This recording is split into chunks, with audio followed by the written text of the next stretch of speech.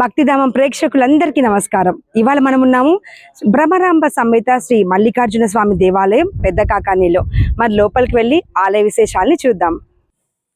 పురాణాల ప్రకారం భరద్వాజ మహర్షి ఈ ప్రాంతంలో తపస్సు చేశారని, శివుడు ప్రత్యక్షమై ఈ ప్రదేశాన్ని పుణ్యక్షేత్రంగా మార్చమని కోరినట్లు తెలుస్తోంది. అదేవిధంగా కాకాసురుడు అనే రాక్షసుడు ఇక్కడ శివలింగాన్ని ప్రతిష్ఠించాడని, శ్రీరాముడు కూడా ఈ లింగాన్ని పూజించాడని, అందుకే ఈ ప్రదేశానికి కాకాని అనే పేరు వచ్చిందని నమ్ముతారు. కాలక్రమేణా ఆలయం శిథిలావస్థకు చేరగా విజయనగర రాజు శ్రీకృష్ణదేవరాయలు ఈ ఆలయాన్ని పునర్నిర్మించినట్లు తెలుస్తోంది.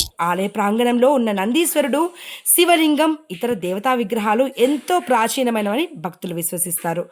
ఆలయంలో నవగ్రహాలు, రాహుకేత పూజలు కూడా ఎంతో ప్రాముఖ్యత కలిగి ఉన్నాయి. అనేక మంది భక్తులు సంతానం కోసం, రోగాలు నయం కావడానికి ఇక్కడికి వచ్చి మొక్కులు చెల్లించుకుంటారు.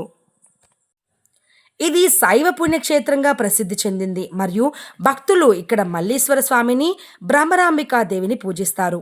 ఆలయం యొక్క రాజగోపురం 5 అంతస్తులతో 5 శిఖరాలతో పంచాక్షరి మంత్రానికి ప్రతీకగా ఉంటుంది. ఆలయంలో నవగ్రహాలు, రాహుకేతు పూజా మండపం కూడా ఉన్నాయి. సంతానం లేని వారు, రోగగ్రస్తులు ఇక్కడికి వచ్చి ప్రత్యేక పూజలు చేయిస్తారు. పెదకాకానే ఆలయం రాహుకేతు పూజలకు కూడా ప్రసిద్ధి చెందింది.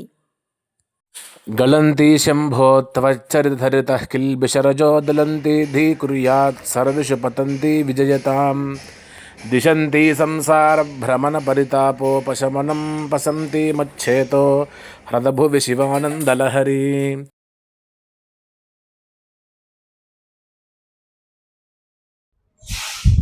చూశారు కదండి, ఇది ఇవాల్టి భక్తిధామం కార్యక్రమంలో భాగంగా శ్రీ భ్రమరాంబ సమేత మల్లికార్జున స్వామి దేవాలయం పెద్ద కాకాని. తదుపరి ఎపిసోడ్లో మళ్ళీ కలుసుకుందాం. అంతవరకు సెలవు. నమస్కారం. సర్వే జనాః సుఖినో భవంతు.